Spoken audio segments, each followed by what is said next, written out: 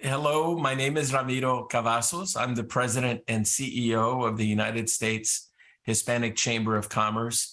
My job is to lead the day-to-day operations of our National Association of Hispanic Chambers. We are based in Washington, D.C. We are 43 years old. We were founded in Santa Fe, New Mexico by 5 small business owners, men and women, back in 1979, who really felt that Latino business mattered. And we already had many Hispanic chambers that had been founded around the country that in the 20s, for example, the San Antonio Hispanic Chamber was founded in 1929, and many other cities, Los Angeles, Kansas City, I could go on, that predate our national association. So when we were formed, we are a coalition of independent 501c3 or C6 Hispanic chambers from around the country. We have over 250 members that are economic development or Hispanic chambers.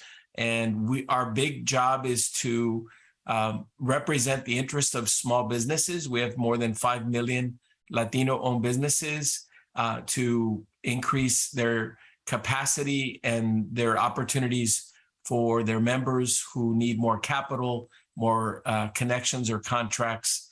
We call those the 3 C's that we embody: capital, capacity, and connections. We're a nonpartisan organization. We don't care if you're Republican or Democrat. We just care about your position on how to support Latino business and the free enterprise system.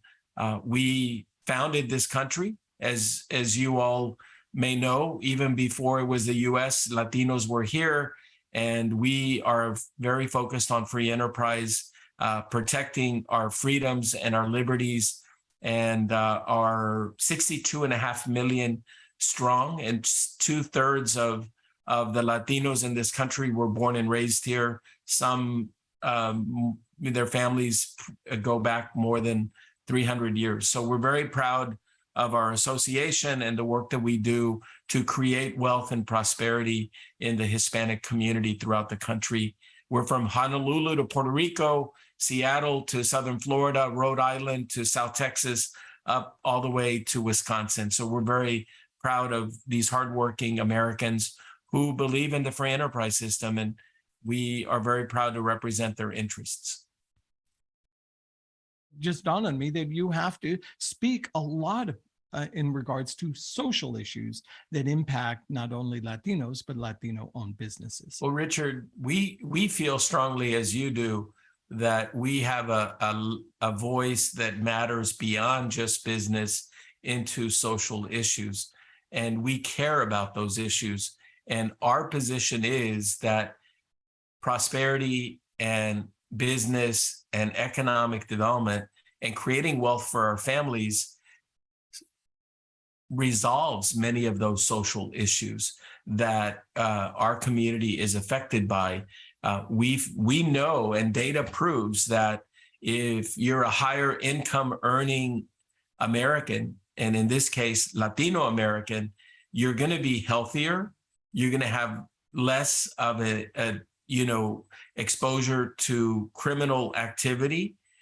You will be more educated, and you will provide for your children and grandchildren a different family tree that will help guide them to have the same economic success that many American families have had, that have benefited through wealth and also business prosperity. They are not opposites, in our opinion. It is important for us to focus on making money as Latinos, and it's a good thing, in our opinion, to embody the free enterprise system.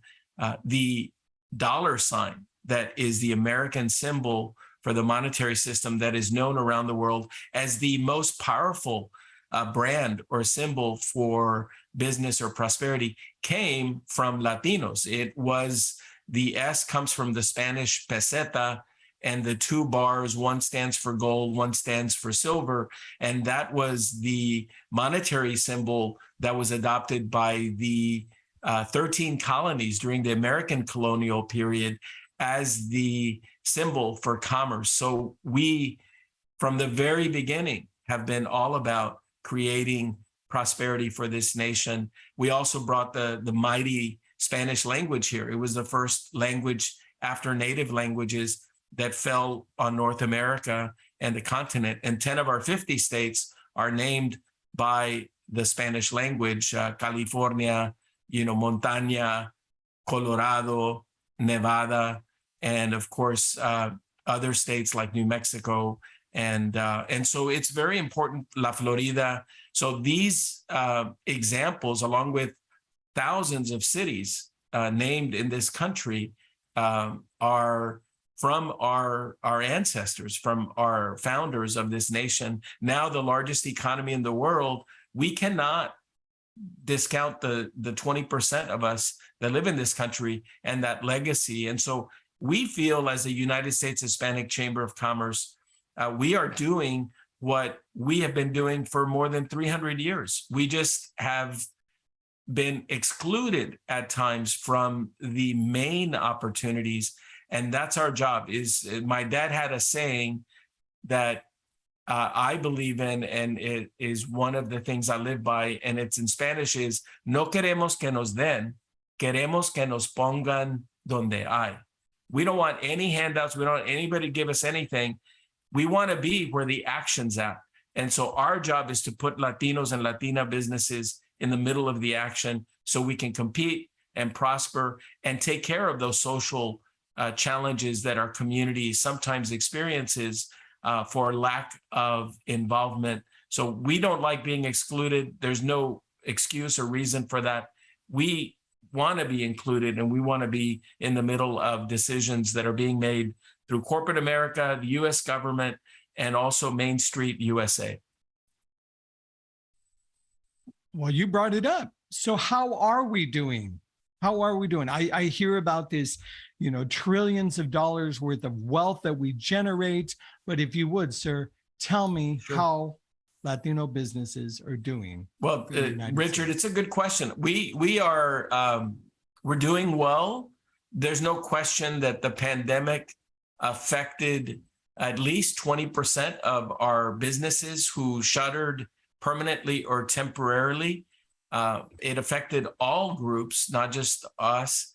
We were more on the front lines. A lot of our businesses were in retail, personal services, restaurant businesses.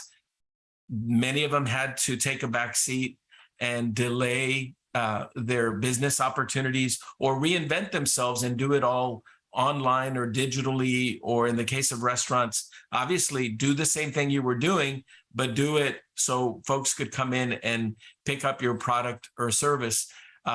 We start businesses at a higher rate than non-Latino businesses, and that includes Anglo or white businesses. Our entrepreneurship is twice the national average, and McKinsey and Company has proven that through a study they did. One, two, we are more optimistic about the future in spite of COVID.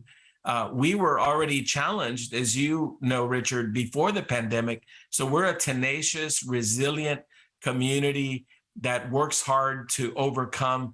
And that DNA has served us very well during the pandemic, and beyond will serve us well to be resilient and do better. As you have noted already, a lot of our businesses thrived during this period of challenges. The last point I would make, as a community, we also are very interconnected with one another. So many of our Latino-owned businesses reopened, supported one another by sending business to one another and each other. We have a community that collectively represents three things about the future of this economy. We're the fastest growing consumer for Fortune 1000 firms. So the products and services will be purchased by those 62.5 million plus Latinos, soon to be 100 million in 2040, 1 out of every 4 people living in this country. We are also going to be the workforce of the future. 80% of the jobs filled in the last 10 years were filled by Latino-owned businesses. We also over-index in that we're younger, but we also live longer. So our ability to be in the workforce and contribute to the economy has a larger lifespan. And the third point is that not only are we the consumers, not only are we the workforce, but we also are the businesses providing goods and services to corporate America and the US government. However, less than 2% of both Fortune 1000 and US government contractors are Hispanic owned. We feel at 20%, we should be higher and perhaps at 18 to 20%. And so we are providing great value. Those are the reasons why we're optimistic about the future. We're doing very, very well. And my last point, Richard, is how we're doing. We're doing so well that at $2.8 trillion, are 62.5 million Latinos, according to the Latino Donor Collaborative. We are now the 5th largest economy in the world if we were our own nation. And that is pretty profound. We just surpassed the United Kingdom, which is number 6. But if you took all Latinos and we were a standalone nation, we would be the 5th largest economy in the world. And for me, that shows our potential, because we know we still have a long way to go, and we're coming from further back when it means to creating wealth and prosperity. So I'm honored to do this work on a daily basis because we have so much ground that we want to cover. Now, we've covered a lot already, and I just know that you and I could talk for hours on this if time allowed it. But I'm sure coming up, there would be a conference, a convention. Let's be honest with you. I know you're going to be in the next state over.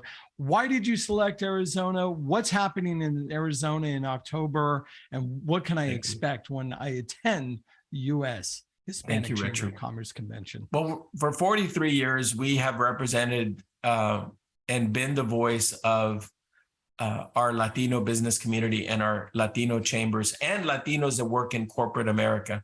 And this year, October 2nd through the 4th, at our 43rd annual national conference, we will be in Phoenix, Arizona.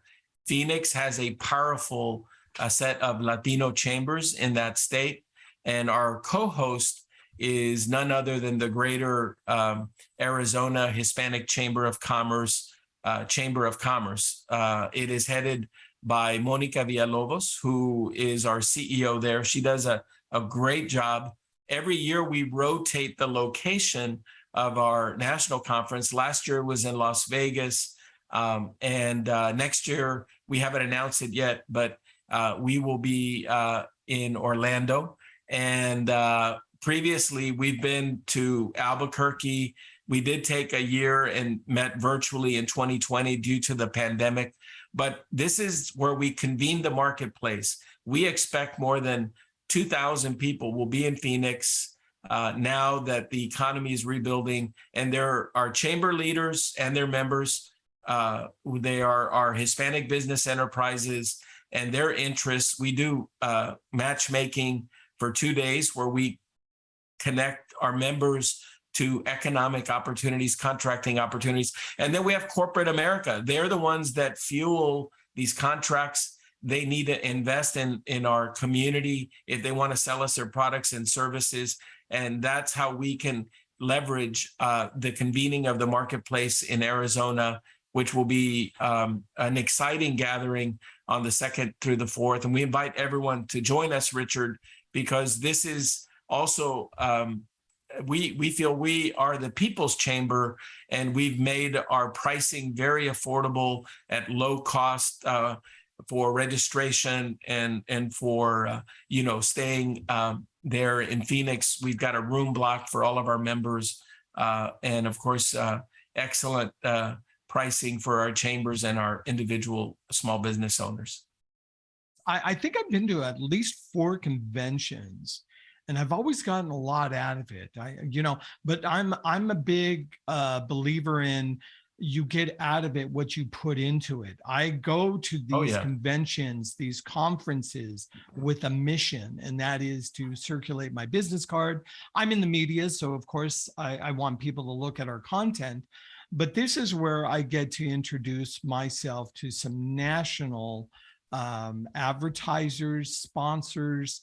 And I do appreciate the fact that the U.S. Hispanic Chamber of Commerce gets those corporate people that I need to impress in one room. So, no, well, we look forward to seeing you in person. Hopefully, if not at this conference, a future conference. It is a place to connect with opportunities. And you're right, you got to show up to count and to be counted. And our voice is important more than ever now. And we look forward to bringing everybody together and making those connections for them. But you're right, they need to take it the rest of the way. And we feel that that's really what business is about, is just working hard and pitching your good and service and creating wealth for our economy.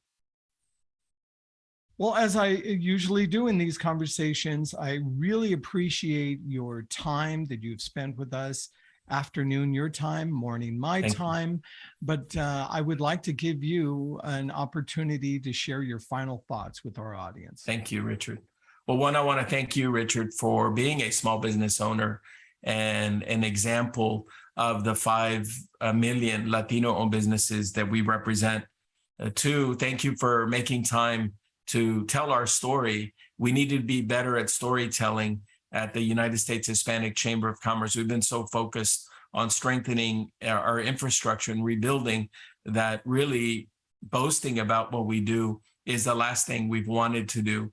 But it gets to my point number 3, is that we need to talk about our programs and our services to our members and make them available to the whole world, and know that being a Latino business right now is a daunting time, but it's also great opportunity to grow our businesses if we ask for help, and also if we tap into the right opportunities and resources that are out there. And that's what we want to do, is continue to share those resources, Richard, with you and others, and make the American economy, that American dream, el sueño americano, be a sueño Latino.